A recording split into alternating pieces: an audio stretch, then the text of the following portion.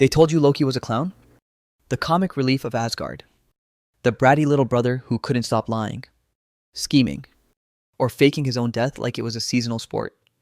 Hollywood handed you Tom Hiddleston in green leather, cheekbones sharp enough to cut glass, and said, "Here, this is your god of mischief." And you bought it? Not just the movie ticket, not just the popcorn, but the t-shirts at Hot Topic, the Funko Pops stacked at Walmart, the overpriced hoodies on Etsy, and yes, even the Loki body pillows at Comic-Con. Try explaining that to an actual Viking. This is your chaos god. He is now mass-produced in polyester so people can spoon him at night. That's not mythology. That's capitalism with horns. And that's the American way. We take something ancient, something raw, something terrifying, and we run it through the corporate dishwasher until it comes out shiny, safe, and bingeable on Disney+. Thor was once a red-bearded warrior with the personality of a thunderstorm. Now, he's a blonde Australian gym rat cracking jokes like he's auditioning for a sitcom. Odin was once a one-eyed wanderer who sacrificed himself for wisdom. Now he's Anthony Hopkins in golden armor, looking like he's waiting for a retirement check. And Loki, the god of chaos, the shapeshifter who birthed monsters and triggered the end of the world, got turned into Tumblr's boyfriend of the year. On Tumblr, he wasn't the father of Fenrir, the wolf who would swallow the sun. He was the misunderstood sad boy who just needed someone to hug him through his trauma. He wasn't the architect of Ragnarok. He was the kind of guy who would text you at 2 a.m, "You up?" and then disappear for 6 months on Twitter or X. If we're still pretending Elon Musk didn't kill it, Loki became a meme machine. Smirks, eye rolls, and endless GIFs.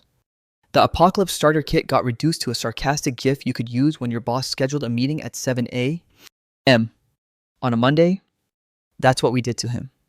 We shrank a god into a reaction image. And yet, people ate it up because that's what America does best. We merchandise our myths. Dracula was once Vlad the Impaler, a warlord who terrified empires. Today he's Count Chocula, selling sugar to children. Medusa was once divine rage turned to stone. Today she's a bad haircut in a cartoon. Hades was once a sovereign of the underworld. Today he's a blue flame Disney punchline. And Loki became a hashtag. But here's the lie. The Loki of the sagas was never just a trickster. He wasn't the clown dancing for the gods' amusement. He wasn't even consistent. He was contradiction made flesh, brilliant and destructive, indispensable and intolerable, friend and enemy, savior and saboteur. He could solve a problem the gods could not, then cause a disaster no one could fix. To call him just a trickster is like calling fire just a candle.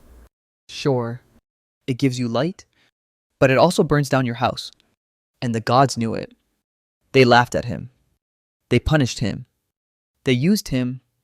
They cursed him. But they also needed him, again and again. When Asgard was in danger, it was Loki who found the trick, the loophole, the clever solution. And again, when pride blinded the gods, it was Loki who exposed them, even if it meant tearing everything down.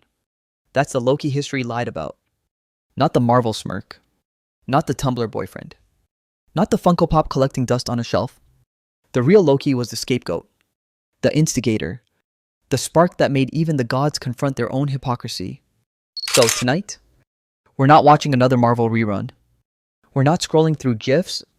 We're not fangirling over a British actor in leather pants. We're going back, past Disney, past Tumblr, past the sanitized versions your high school skipped in a single footnote. We're going back to the sagas told by firelight, to a world where winters were long, survival was cruel, and the gods were not superheroes, they were flawed, fragile, fighting to hold power. We're going back to the Loki the Vikings whispered about, the Loki they feared, the Loki they couldn't live with and couldn't live without. History lied. Loki was never just a trickster. And the truth you're about to hear, it might make you wonder if you ever knew him at all. For most people today, Loki was not born in myth. He was born in a movie theater, sometime around 2011, when Marvel decided to launch another billion-dollar franchise and handed Tom Hiddleston a green cape. That is the Loki most Americans know. Not the shapeshifter of the old sagas. Not the dangerous guest at the feast. not the father of monsters. No, this Loki has eyeliner, a cheeky smirk, and a fan club. He is less a god of chaos and more a sarcastic theater kid who somehow wandered into a superhero film and stole the show. And it worked. The Marvel version of Loki became a sensation. He was charming, marketable, and, most importantly, safe. You can take your kids to see this Loki without worrying that the movie will feature him transforming into a mare, getting impregnated by a stallion, and giving birth to an 8-legged horse. You can buy this Loki as a Funko Pop at Walmart. You can wear him on a t-shirt, hang him on a poster, or even cuddle him on a body pillow from Comic-Con. Try explaining that last one to a Viking farmer. Your terrifying god of chaos has been domesticated, flattened, printed on polyester, and sold for $50 a pop. That is not mythology. That is late-stage capitalism with horns.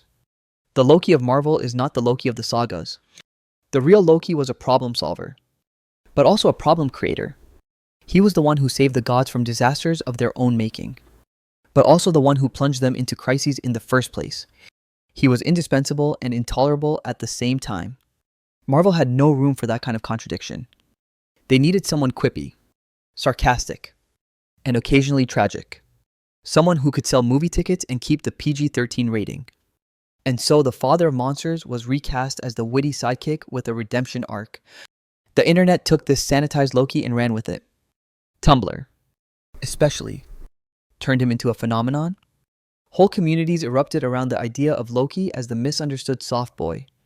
They wrote fan fiction, drew endless fan art, and declared him their patron saint of trauma. Never mind that the Loki of myth caused the death of Baldur's, the most beloved of the gods, and set in motion the end of the world.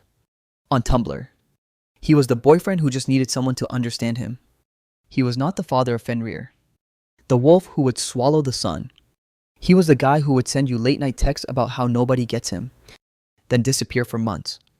Twitter, or X if you are willing to play along with the farce, gave us another version. There, Loki became a meme factory. His smirk, his eye rolls, his smug little speeches, they all became GIFs on endless loop. Loki was no longer the shapeshifter of Norse myth. He was a reaction image you used to reply to your boss. The god who once embodied chaos and destruction was reduced to a looping file you could send in group chat when someone forgot your fries at McDonald's. That is what happens when myth meets meme. The power evaporates. The danger disappears. All that is left is sarcasm on autoplay. And then there was Comic-Con, the grand cathedral of monetized culture. On its crowded floors, Loki reigned supreme. Cosplayers in wobbling horns and sagging green capes filled the convention halls. Vendors sold Loki t-shirts, Loki pins, Loki phone cases, Loki plushies. The Chaos God had become a brand. For the right price. You could even take him home in the form of a giant pillow shaped like a man you could never have. Imagine a Viking watching this. Imagine telling him, your God, the one who will lead armies of giants against the heavens, has been reduced to cuddle merchandise. That is not worship. That is consumerism and cosplay. This is the American cycle. We take our myths and we domesticate them. We turn Vlad the Impaler into Count Chocula selling sugary cereal. We turn Medusa into a cartoon villain with a bad hairstylist. We turn Hades into a blue flame Disney mascot. And Loki became Tumblr's boyfriend, Twitter's meme, and Comic-Con's prom king. The tragedy is not just that Marvel changed him. The tragedy is that in sanitizing Loki, we erase what made him terrifying. And what made him necessary? The Loki of the sagas was never harmless. He was never comic relief. He was the uncomfortable guest at the feast. The one you invited because you knew he could fix the mess you had made. But the one you never trusted because he could also burn your house down. He was contradiction personified, friend and enemy, helper and betrayer, savior and saboteur. That is why he mattered. That is why he lasted. But pop culture taught us to laugh at him, to cheer for his sarcastic quips, to buy him as plastic figurines, to reduce him to hashtags and GIFs. Pop culture gave us Loki the clown, Loki the boyfriend, Loki the meme, Loki the merch line. Myth gave us Loki the catalyst, the spark of chaos that exposed the hypocrisy of the gods themselves. And here is the truth. When you turn a god into a joke, you strip away his power. Loki was never meant to be safe. He was never meant to be palatable. He was never meant to be marketable. He was meant to unsettle, to terrify, to remind you that chaos cannot be controlled, no matter how many walls you build or weapons you forge. So if Marvel lied, if Tumblr lied, if Twitter lied, then history lied too. The Loki we laugh at is not the Loki the Vikings feared, or respected, or whispered about by firelight. He was never just the trickster. He was something far more dangerous, and far more necessary. And that is where the real story begins. Every great story begins with a birth, and Loki's is no exception. But unlike the clean-cut superhero origin stories, Americans are spoon-fed radioactive spiders, alien planets. Billionaires with dead parents, Loki's beginnings are messy, uncomfortable, and deliberately hard to pin down. That is because Loki was never meant to fit neatly into the family portrait of Asgard. He was the crack in the frame, the shadow in the background, the relative everyone invited to the feast but secretly whispered about when he left the room. In the sagas, Loki is the son of Farbuti, a giant whose very name means cruel striker, and Laufey, whose identity is more ambiguous. Some texts describe her as a goddess, others as another giantess. But what matters is this: Loki was half Aesir, half Jotun, half god, half giant, which, in Viking culture, was a bit like being half Wall Street banker, half biker gang. You could wear the nice clothes, but nobody was going to forget the leather jacket underneath. Loki was never fully one of the gods, and he was never fully one of the giants. He was in between. And that is exactly why he mattered. The gods tolerated him, even needed him, because he was clever. He could solve problems no one else could. He could find loopholes, tricks, and schemes when brute force failed. But that cleverness came with a cost. It also meant he was slippery, unpredictable, and impossible to control. Odin could command warriors. Thor could smash giants. Loki could outwit you, embarrass you, expose you. That kind of power is not comfortable at a dinner table. It is not the kind of thing you put on a pedestal and carve into stone. It is the kind of power that makes everyone laugh nervously, wondering if they will be next. Imagine a Viking feast. The long hall filled with smoke, the smell of roasted meat, the crash of tankards on the table. Odin sits at the head. Thor boasts about his hammer. Freyja rolls her eyes. And there, somewhere in the shadows, is Loki. He is smiling, but it is not a smile anyone trusts. He makes a joke that cuts a little too deep. He suggests a plan that sounds brilliant, until you realize you have no idea what it will cost. Everyone laughs, but the laughter is uneasy. That is Loki's place inside the hall, but never fully welcomed. And it all comes back to his origins. Being half giant was not just a piece of trivia, it was a stain in the eyes of the gods. The Aesir defined themselves by their battles against the giants, by their endless war with chaos. To be part giant was to be part enemy. Loki carried that mark in his very blood. He was the reminder that chaos was not always outside the walls of Asgard. Sometimes it was sitting right there at the table, smiling, waiting for the right moment to speak. This outsider status shaped everything he did. When he helped the gods, it was not out of loyalty. It was because he enjoyed the game, or because he saw a clever solution nobody else did, or because saving Asgard today gave him leverage to destroy it tomorrow. When he betrayed them, it was not out of pure malice. It was because betrayal was the only power left to someone who was never fully trusted in the first place. Loki's life was a performance in a hall where the audience always booed. He was going to make them clap, even if it meant setting the stage on fire. Compare that to how Americans usually understand myth. We like clean categories: hero, villain, trickster, mentor. We like our characters to stay in their lanes, like drivers on a freeway. Loki was none of that. He was every lane at once, swerving without a turn signal, cutting people off, causing pileups, and somehow still making it home alive. That is why Marvel had to sand him down. They could not sell a character this messy. They could not print t-shirts of contradictions.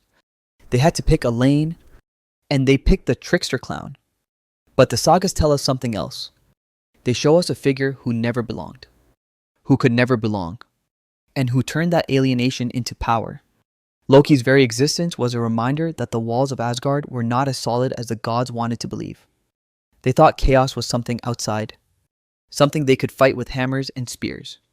Loki reminded them that chaos could sit across the table, raise a cup, and toast with a smile. It is easy to laugh at Loki when you see him as a Marvel character, smirking and making quips. It is harder when you realize that to the Vikings, Loki was a reflection of themselves. They lived on the edge of survival, half their lives spent fighting cold, hunger, and enemies. They knew that the line between order and chaos was thin. They knew that outsiders were always dangerous, but also often necessary. Loki embodied that truth. He was the necessary evil, the clever trick, the chaos they could not destroy because sometimes they needed it to survive.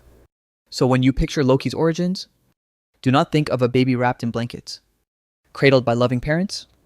Think of a child born with a foot in two worlds, belonging fully to neither, destined to spend his life proving himself and punishing anyone who refused to see him. Think of a boy who grew up knowing that no matter what he did, the gods would never forget what flowed in his veins. That is not a comic book origin story. That is a warning. Because when you take someone who never belongs, when you laugh at them, mistrust them, and use them only when it suits you, what do you think they will do when the chance finally comes? The Vikings already knew the answer. They called him Loki. It is tempting to think of Loki only as the betrayer, the snake in the grass, the one who ruins every feast. That is certainly how the sagas end up painting him when Ragnarok comes crashing down. But if we only see him that way, we miss half the story. Because for a very long time, Loki was not the enemy of the gods. He was their companion, their ally. Sometimes, he was the one who saved them from their own stupidity. And that is the part nobody remembers. Because it does not fit the neat little box labeled Trickster. Take, for instance, the famous story of how the walls of Asgard were built. The gods wanted protection, a fortress strong enough to keep out giants. They hired a builder who promised he could construct it in a short time. But he demanded a steep payment. The sun, the moon, and the goddess Freya, only an idiot would agree to such terms. Which meant, naturally, the gods agreed. When it became clear the builder might actually finish the job, panic set in. They would lose Freya, the most desired of goddesses, and hand over the very lights of the sky. Who could get them out of this mess? Not Thor, with his hammer, not Odin, with his wisdom. It was Loki. He transformed himself into a mare, lured away the builder's stallion, and without that horse, the builder could not finish. The walls were saved. The gods were saved. And yes, Loki got pregnant and gave birth to Sleipnir, the 8-legged horse that became Odin's steed. Marvel would never touch that one. But in the sagas, it is one of the greatest examples of Loki's value. Without him, the gods would have destroyed themselves. Another time, Thor lost his hammer, Mjolnir. This was not just a weapon, it was Asgard's nuclear deterrent. The one thing keeping the giants from storming the gates. Without it, the gods were vulnerable. The hammer had been stolen by a giant who demanded Freyja's hand in marriage in exchange for returning it. Once again, the gods were trapped. And once again, it was Loki who found the way out. He convinced Thor to dress as Freya, veil and all, and attend the wedding. Thor was humiliated, but he played along. And when the hammer was brought out for the ceremony, Thor grabbed it and slaughtered the giants. Asgard was saved. Again. Not by Odin's wisdom, not by Thor's strength, but by Loki's cunning. We could list story after story. The theft of Eden's apples, the very fruit that kept the gods young, left them aging and helpless. Who was sent to retrieve her from the clutches of a giant? Loki. He flew in, shapeshifted, and brought her back time after time. When the gods made mistakes, and they made many, it was Loki who found the trick, the loophole, the insane but effective solution. This is the side of Loki people forget, because it does not fit the narrative of pure villainy. It is inconvenient for the neat Marvel packaging of sarcastic bad guy with a heart of gold. The truth is more uncomfortable. Loki was useful. He was necessary. He was the problem solver in a world where brute force and divine authority often fell short. The gods did not love him. They did not trust him, but they could not survive without him. And that is the irony, because every time Loki saved them, it gave him more power. Not the power of a hammer or a throne, but the power of indispensability. The gods could laugh at him, insult him, and whisper about his giant blood. But when disaster struck, they needed him. That gave him leverage. And Loki knew it. He leaned into it. He thrived on it. It was the one way an outsider could force himself into the circle, by proving again and again that without him, the whole thing would collapse. It is easy to imagine those moments. The gods reluctantly turning to Loki, Thor fuming, Odin scowling, Freya glaring, and Loki smiling, because he knows they have no choice. It is the same dynamic we see in human history over and over again. The rulers despise the fixer, the schemer, the manipulator, but they call on him anyway because he gets results. He is the lawyer who can twist the contract, the politician who can spin the scandal, the hacker who can break into the system. He is never trusted, never respected, but always needed. That was Loki's role in Asgard. And this is what makes him so much more than a trickster. A trickster plays pranks. Loki altered the fate of gods and giants alike. A trickster amuses. Loki saved and doomed Asgard in equal measure. The label is too small for him. It is like calling Steve Jobs a guy who liked gadgets or Julius Caesar a man who was good at speeches. The description is not wrong, but it misses everything that mattered. Of course, every time Loki solved a problem, he also created one. He was not a hero. He was not altruistic. He acted out of pride, out of spite, out of sheer love of the game. He was a gambler who could not stop playing, even when the stakes were lives and worlds. But that is what made him dangerous. He was not bound by the same rules, not blinded by the same pride. The gods wanted to believe they were in control. Loki reminded them, over and over, that control was an illusion. So yes, Loki was an ally. He was a problem solver. He was the one who bailed the gods out of their own stupidity more times than they would ever admit. But every rescue carried a price. Every solution planted the seed of the next disaster. And that is why Loki mattered. He was not just the trickster. He was the embodiment of the uncomfortable truth that even gods needed chaos to survive. Every family has its black sheep, but Loki raised the stakes. If Thor was the golden child, smashing giants and winning glory, then Loki was the father who showed up at the family reunion with kids no one wanted to acknowledge. Because his children were not adorable toddlers running around Asgard's golden halls. They were monsters. Actual, world-ending monsters. And yet, like everything with Loki, even this story is not as simple as evil spawn. Let's start with Fenrir. The wolf.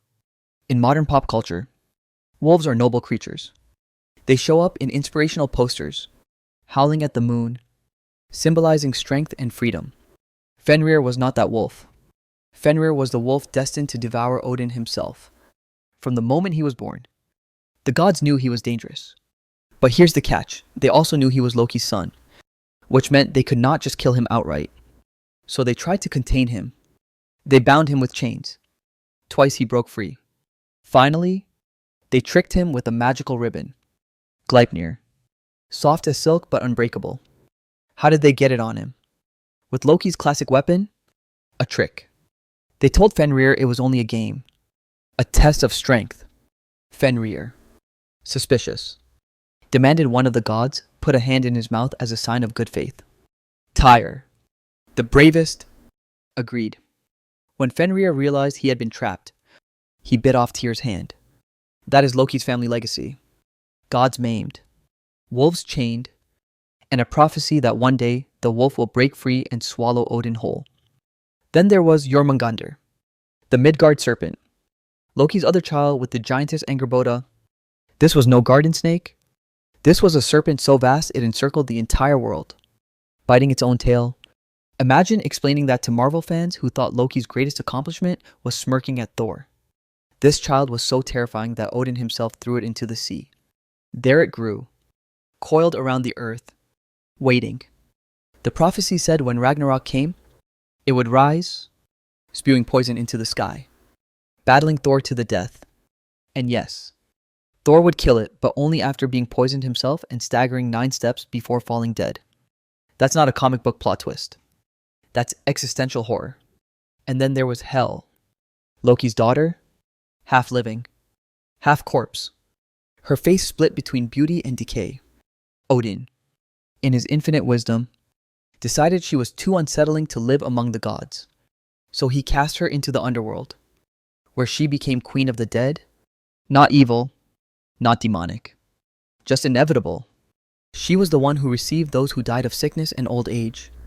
While warriors went to Valhalla, Hel was less a monster than a reminder that even in a culture obsessed with glory and battle, most people died quietly, without fame, and she was the one who kept them. Try selling that as a Funko Pop. These 3, Fenrir, Jormungandr, and Hel, were Loki's children. Together, they formed a trio of doom, the very forces that would bring about the end of the gods. And that was the problem, because the gods could not live with them. But they could not destroy them either. They needed them. Fenrir was proof of Asgard's fear, Jormungandr a symbol of the world's fragility, Hel a reminder of death's inevitability. They were monsters. Yes, but they were also truths. And Loki was the one who brought those truths into being. This is what makes the label trickster laughable. A trickster plays pranks. A trickster ties shoelaces together or swaps salt for sugar. Loki fathered the wolf that eats the sun, the serpent that poisons the world, and the queen who rules the dead. That is not a prank. That is cosmic balance. That is mythology's way of saying every system creates its own destruction. Every family breeds its own reckoning. And yet, when modern audiences hear Loki's children, what do they think? Probably about some fanfiction where Loki and Thor argue over custody in a suburban sitcom. Because again, pop culture scrubbed this clean. Marvel gave Loki an adoptive identity as Odin's wayward son. They gave him daddy issues. They gave him quips. What they did not give him was the role of father to Apocalypse itself. That would not sell toys. But to the Vikings, this was central. Loki was not just the one who made trouble at the feast. He was the one who gave birth literally and figuratively to the forces that would tear everything down. His children were not just monsters. They were inevitabilities. Death. Chaos. The collapse of power. These are not villains. They are truths no one wants to face. Truths the gods try to chain, drown, or exile. But truths that will return no matter what. That is Loki's legacy as a father, not bedtime stories, not family dinners. But inevitability, the wolf breaks free, the serpent rises, the dead wait patiently, and Loki, the outsider, the half-god, half-giant, was the one who brought them into the world. So the next time someone calls him just a trickster, remember this. His children are waiting, and when they come, laughter will be the last sound the gods hear. If the sagas had a moment when everything turned, when Loki went from uneasy ally to permanent enemy, it was the death of Baldur. Up until then, the gods tolerated him, even relied on him, no matter how much they complained. But this was the crime they could not forgive. The moment when laughter stopped and dread took over. And of course, it was not an accident. It was Loki being Loki clever, ruthless, and impossible to ignore. Baldur was the golden child of Asgard. Literally. The most beloved of all the gods. Radiant. Pure. Untouchable. Everyone adored him. He was the guy who never got pimples in high school. The one who got straight A's without trying. The quarterback who also volunteered at the animal shelter. Baldur was perfection. And in myth, perfection is always a problem. His mother, Frigg, loved him so much she went out into the world and extracted promises from everything fire. Water, iron, stone, every plant, every animal that they would never harm Baldur. Nothing could hurt him. He was invincible. And so the gods, being the gods, decided to make a game of it. They stood in a circle and hurled weapons at him, laughing as spears bounced off. Stones shattered. Swords clanged harmlessly away. It was divine dodgeball with no consequences. The kind of frat party nonsense that only a pantheon could invent. But Loki saw what they did not. He saw the arrogance, the blindness. He saw the loophole, because when Frigg made her rounds, there was one plant she ignored.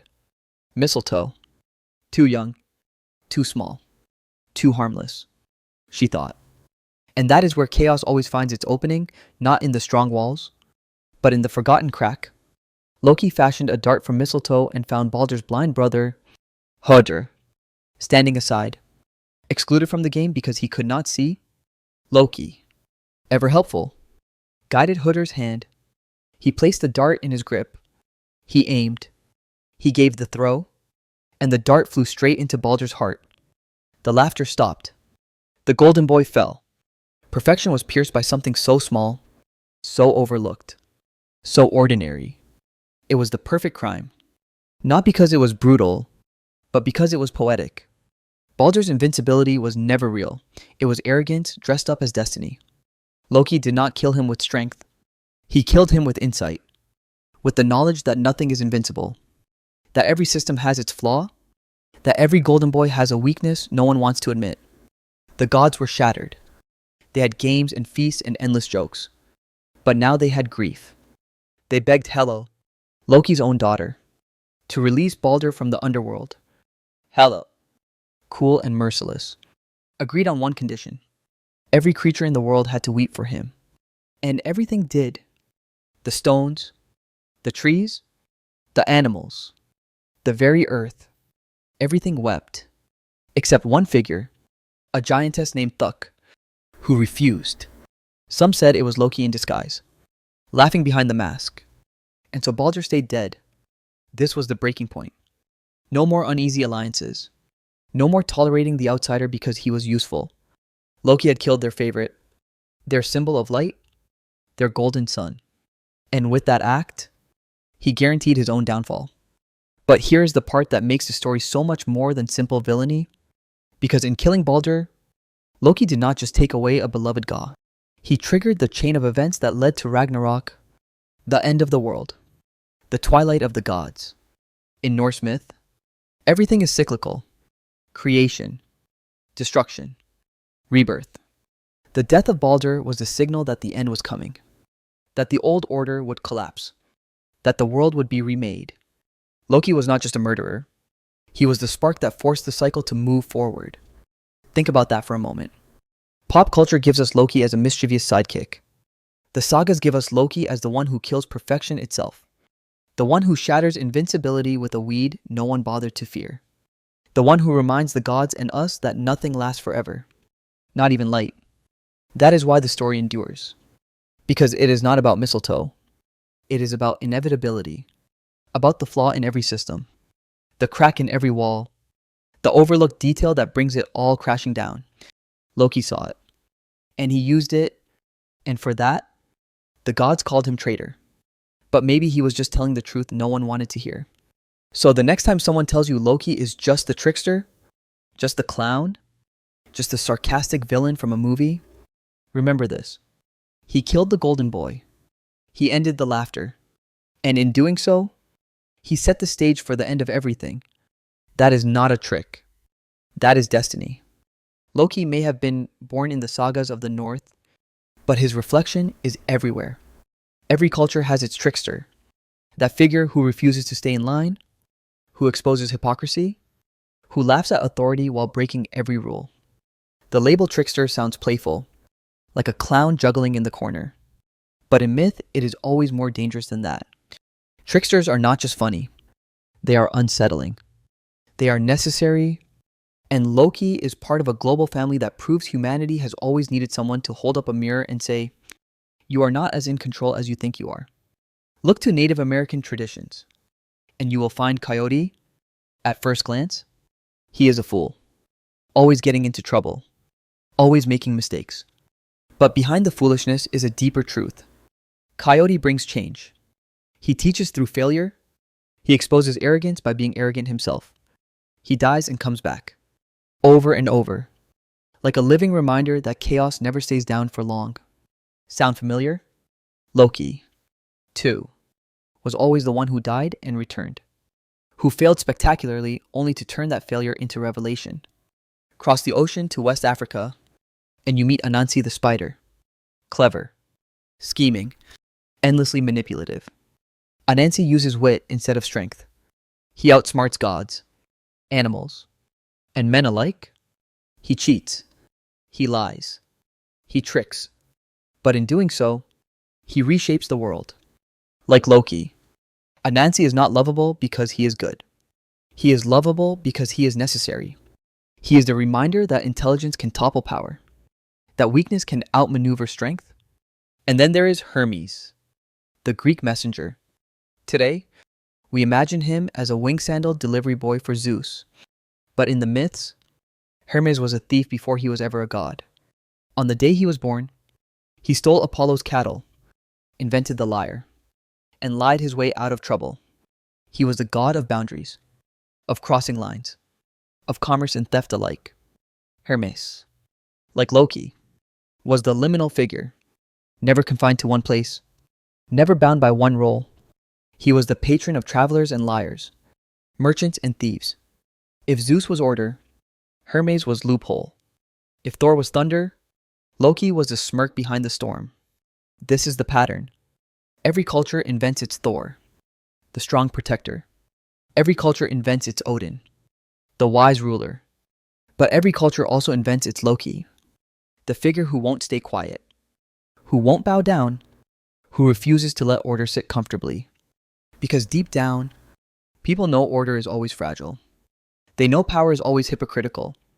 They know control is an illusion. And so they tell stories about someone who breaks the rules, someone who shows the cracks in the walls, someone who says what everyone else is afraid to admit. But here is the difference. Coyote, Anansi, Hermes, they are still remembered as tricksters, but not demonized the way Loki was. Loki's fall from necessary chaos to pure villain is unusual. It suggests the Vikings were wrestling with something deeper. Maybe their world was too harsh, too unforgiving, to let the trickster live forever in the middle ground.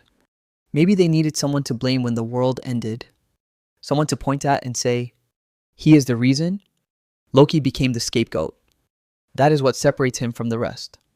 Tricksters everywhere are loved and hated, mocked and celebrated. But Loki alone is chained beneath the earth, venom dripping on his face, punished until the end of days. He became more than a trickster. He became the villain of the apocalypse. And yet, even in that role, he is still doing what tricksters always do, showing the truth that even gods cannot escape their flaws, the truth that even order carries the seeds of its own destruction. Modern audiences miss this because they think trickster means comic relief. They hear the word and imagine a prankster swapping chairs at a dinner table. But myth was never about harmless jokes. Tricksters were dangerous because they revealed what no one wanted to see. They were the court jesters who mocked kings to their faces, and in mocking, told the truth no one else dared speak. Loki was not the clown. He was the jester with the sharpest tongue in the hall.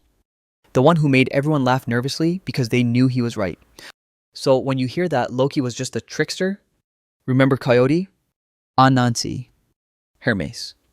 Remember that across the world, in every culture, the trickster was the one who kept stories alive, who forced societies to face their weaknesses. Loki belonged to that archetype, but his story shows what happens when a culture decides it cannot tolerate the truth anymore. He was not simply the joker, he was the mirror. And when the gods no longer wanted to see themselves reflected, they called him villain. That is not mischief. That is myth. Every society needs someone to blame. When the crops fail, when the war is lost, when the storms destroy the ships, somebody has to take the fall. In our modern world, we blame politicians, CEOs, maybe even the neighbor who won't mow his lawn. In the Viking world, the scapegoat was Loki. He was the convenient target, the one who could never truly belong, the one whose very existence was already suspicious.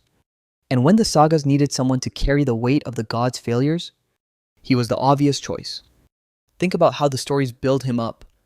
For years, Loki was the clever ally. He saved Asgard's walls. He helped Thor retrieve his hammer. He rescued Idun and her apples. The gods used him, relied on him, even celebrated him until he went too far. The death of Balder was the turning point, the moment when the laughter died. And from then on, Loki was no longer the witty guest at the table. He was the traitor. He was the betrayer. He was the one they chained beneath the earth. It is classic scapegoating. The gods were not innocent. They were arrogant, reckless, and often cruel. Odin sacrificed an eye for wisdom, but he also lied and schemed. Thor defended Asgard, but he also drank too much, boasted too loud, and smashed first, asked questions later. Freyja was powerful, but constantly objectified. Yet none of them became the villain of the apocalypse. Only Loki did. Why? Because he was always on the margins.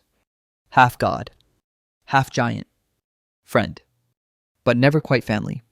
Useful, but never fully trusted. The outsider is always the easiest one to blame. You can almost hear the conversations in the golden halls. Odin sighing. If only Loki hadn't tricked Hoder with that mistletoe dart. Thor slamming his mug down. If only Loki hadn't given birth to that wolf. Freya shaking her head. If only Loki hadn't started all this trouble. Convenient. Isn't it? Everything becomes Loki's fault. It is the same logic that keeps politicians in office today. When things go wrong, point the finger at someone else. Preferably someone already unpopular. And Loki played into it. That was part of the danger. He laughed at their scorn. He mocked their hypocrisy. In the Lokasena, one of the most scandalous poems in the Norse canon, Loki crashes a feast and insults every single god in the hall. He calls out Odin for cowardice, Freya for promiscuity, Thor for stupidity. He says out loud what everyone else whispers. And that is why he could never be forgiven. Because scapegoats are not just chosen, they often volunteer by speaking the truth nobody wants to hear. In that moment, Loki was less a trickster and more a mirror. He exposed the gods for what they were. Flawed, arrogant, hypocritical, and no one likes being exposed, least of all those who rule. So they punished him. They took him, bound him beneath the earth, tied him with the entrails of his own son, and set a serpent above him to drip venom onto his face. His wife, Sigyn, stayed by his side, catching the venom in a bowl, but when she had to leave to empty it, the poison burned him, and his writhing caused earthquakes. That was his fate. Until Ragnarok. It is brutal, but it is also telling, because the punishment is not just about justice, it is about silencing, about removing the one figure who dared to point out that the emperor had no clothes, about taking the outsider and turning him into the villain so everyone else can pretend they are blameless. That is scapegoating in its purest form, and it is something we still do today. Every time society finds a problem too big to solve, it finds someone to carry the blame. Immigrants, minorities, dissidents, whoever is easiest to point at. We create Lokis every generation. People whose very existence makes the majority uncomfortable. People who become symbols of everything gone wrong. And like the gods, we chain them down, curse them, and call it justice. That is why Loki's story still matters. Because it is not just a myth about a god who turned against his kin.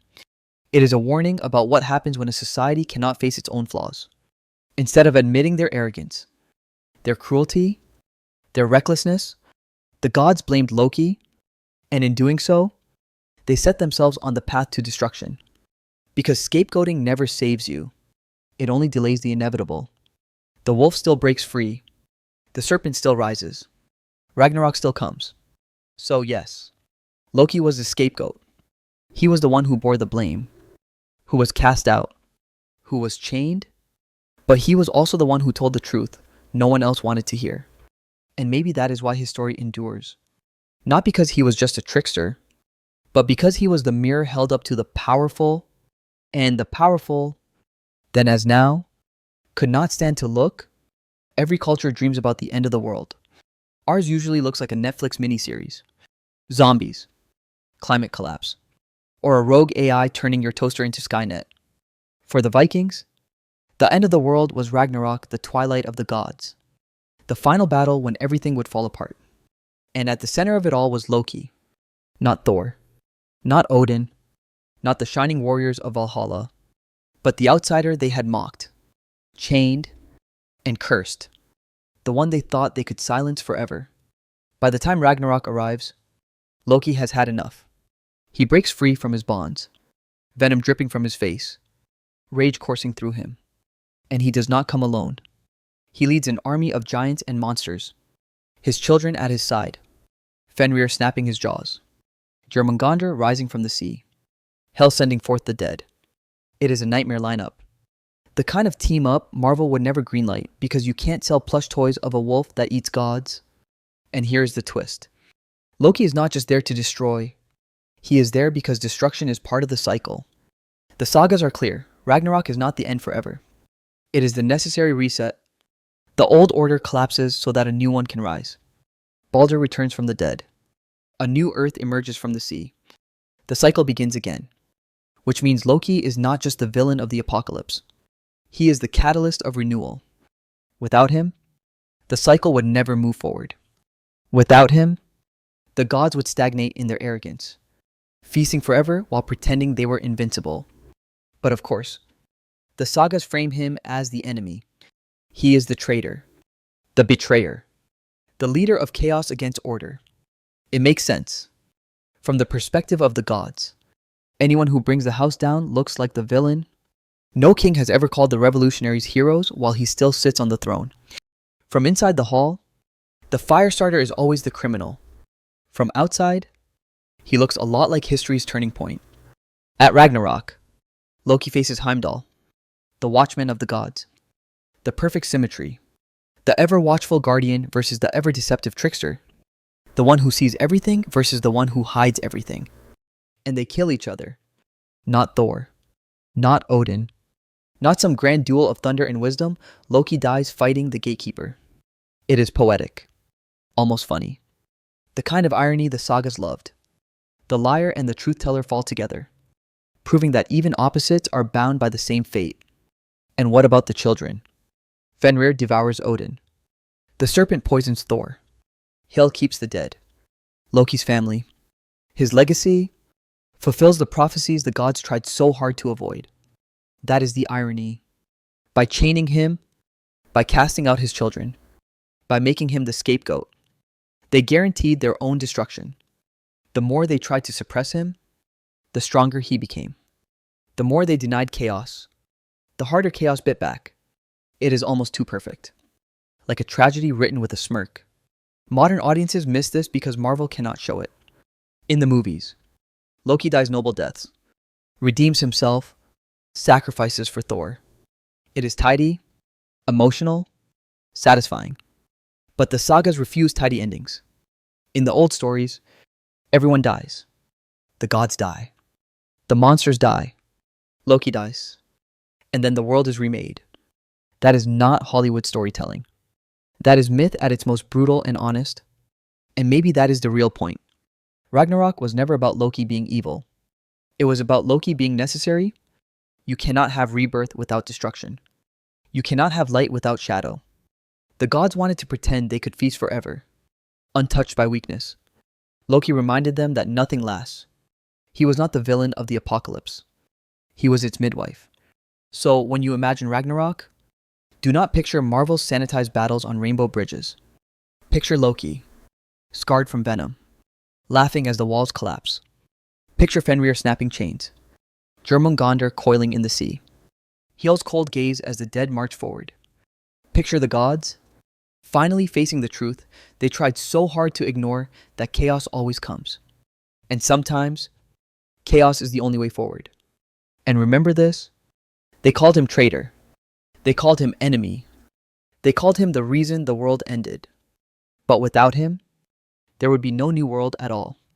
That is not a trick. That is destiny. If the Vikings could step into a movie theater today and see what we have done to Loki, they would probably choke on their mead. Because somewhere between the end of the world and a billion-dollar franchise, Loki went from terrifying to trendy. He is no longer the father of monsters, the instigator of apocalypse, or the venom-scorched outcast. He is a fan favorite. He is a Tumblr boyfriend. He is a queer icon. He is the poster child for how pop culture turns villains into heartthrobs the moment they get good hair and a tragic backstory. In Marvel's hands, Loki has died more times than any soap opera star. Each time, he comes back with a smirk, a quip, and just enough vulnerability to make audiences sigh. Oh, He's not that bad. This is the same figure who, in the myths, murdered Balder and brought about Ragnarok. But in the movies, he sacrifices himself for Thor, redeems himself in the eyes of fans, and even gets his own spin-off series where he wrestles with bureaucracy in the Time Variance Authority. Bureaucracy. Imagine telling a Viking that their chaos god now spends his days arguing with office workers about timelines. That is not myth, that is the office with magic. And yet, it works. Because modern audiences love an anti-hero. We do not want perfect heroes anymore. We want flawed ones. We want the villain who secretly has a heart. The bad boy who just needs redemption. The outsider who proves he belongs. Loki fits perfectly into that mold. He is the rebel we can root for. The liar we want to trust. The betrayer we want to forgive. He is safe chaos. Chaos you can binge on Disney Plus without actually having your world destroyed. But there is another layer, one Marvel never expected. Loki became a queer icon. Not because Marvel wrote him that way, but because fans claimed him. The sagas already hinted at it. This was a god who shapeshifted, who blurred gender, who once turned into a mare and gave birth to a horse. He crossed lines, broke categories, refused labels. For the Vikings, that made him unsettling. For modern audiences, it makes him relatable. People saw themselves in Loki's in-betweenness, in his refusal to be one thing or the other, in his ability to change and still remain himself. Tumblr latched onto that. Fanfiction exploded with it. And before long, Loki was no longer just the god of mischief. He was the god of fluidity, of rebellion, of identity itself. And it did not stop there. Loki memes spread across the internet. Reaction gifs. Sarcastic one-liners. Endless edits of him rolling his eyes. He became the mascot of online snark. If Thor was the jock, Loki was the theater kid with perfect comedic timing. And the internet will always choose the theater kid. That is why Comic-Con halls are still filled with horned helmets and green capes. That is why Etsy is stacked with Loki jewelry, Loki mugs, Loki candles. Loki has been rebranded. And the brand sells. But here's the irony. The more we love him, the less we see him. Every Funko Pop, every cosplay, every gift pushes us further from the Loki of the sagas. The one who did not just smirk, but destroyed. The one who did not just roll his eyes, but killed the god's golden sun. The one who did not just flirt with rebellion, but led the army that ended the world. We like our chaos sanitized, our rebels safe, our villains pretty, and so we turn Loki into exactly that. This says as much about us as it does about him. Because every society remakes its myths in its own image. The Vikings needed Loki as a warning, a scapegoat, a reminder that order is fragile. We need Loki as entertainment, as identity, as a way to feel rebellious without ever actually rebelling. The Vikings feared him. We put him on lunchboxes. That is the difference. And yet, beneath all the merchandising and memes, something true still shines through. Loki remains the outsider. He remains the shapeshifter. He remains the one who refuses to stay in the box society builds for him. That is why he endures. Not because he is a Marvel character, but because he taps into something human. We all know what it feels like to be the outsider, to be distrusted, to be needed but never welcomed. Loki embodies that feeling. Whether he is fighting giants in the sagas or filing paperwork in the TVA. So yes, Loki is now a modern anti-hero, a queer icon, a meme machine. He has been sanitized, marketed, sold, and rebranded. But the truth of him, the dangerous, unsettling, necessary truth is still there, buried under the fan art and the merchandise. The Vikings would not recognize the Loki on our screens, but they would recognize the hunger that keeps us telling his story. The hunger for chaos, for change, for someone to point at the cracks in the walls and laugh. And maybe that is why we love him so much. Because deep down, we know what the gods knew. Chaos will always return. Order will always crack. And the one we laugh at, the one we dismiss as just the trickster, will always be waiting to remind us of that truth. And so here we are, at the end of Loki's story, or at least the end of the version we've stitched together from sagas, poems, and centuries of retelling. We've seen him as ally and problem solver, as father of monsters, as scapegoat, as apocalypse bringer, as Marvel anti-hero, as Tumblr boyfriend, as Comic-Con prom king. The range is absurd. Imagine trying to explain to a Viking that their chaos god would one day be sold on an Etsy candle scented like mischief and leather. That is the absurdity of history. The way it chews up figures and spits them out in new shapes depending on what we need them to be. And that's the point, isn't it? History lied. Not because historians were lazy or storytellers were malicious, but because every generation tells the story it wants to hear. The Vikings told Loki's story as a warning. Chaos cannot be controlled. And if you pretend it can, you will pay the price. Medieval Christians retold Loki's story through their own lens, turning him into something closer to the devil, the cosmic enemy of order. Marvel told his story as entertainment, sanding off the edges until he could be funny, sexy, and just sympathetic enough to sell tickets. And we, the modern audience, keep remixing him again, making him into a queer icon, a meme, a brand. But beneath all those lies, the core remains. Loki is contradiction. He is the outsider you cannot live with and cannot live without. He is the trick that saves the gods and the trick that destroys them. He is the father of monsters and the companion at the feast. He is the one who speaks the truths no one wants to hear, and the one who pays the price for speaking them. He is never just one thing, and that is exactly why he endures. Think about how many so-called villains have been rewritten the same way. Medusa, reduced from divine rage to cartoon monster. Hades, turned from stern ruler to Disney clown. Judas, blamed for centuries as betrayer when his role was far more complicated. History loves its scapegoats, its villains, its easy labels. But peel them back, and you find people and gods who were always more than the caricatures. Loki is just one of the loudest examples. And that's why his story matters today. Because we still scapegoat. We still demonize outsiders. We still turn complicated figures into memes, into brands, into caricatures we can laugh at or hate. We still point fingers when things fall apart. Instead of facing the cracks in the system, Loki is not just an old god in a dusty saga.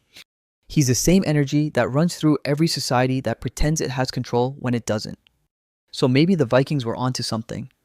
Maybe the reason Loki was chained beneath the earth, venom dripping on his face, wasn't just punishment. Maybe it was a metaphor. Because that's what we do to our truth tellers, our disruptors, our outsiders. We bind them, silence them, punish them, until the pressure builds so high the chains break. And when they finally rise, we call it chaos. But it's always been coming. It's always been inevitable. History lied about Loki. He was never just the trickster, never just the villain, never just the sarcastic mean machine we've turned him into. He was the reminder that nothing is safe, nothing is permanent, nothing is invincible.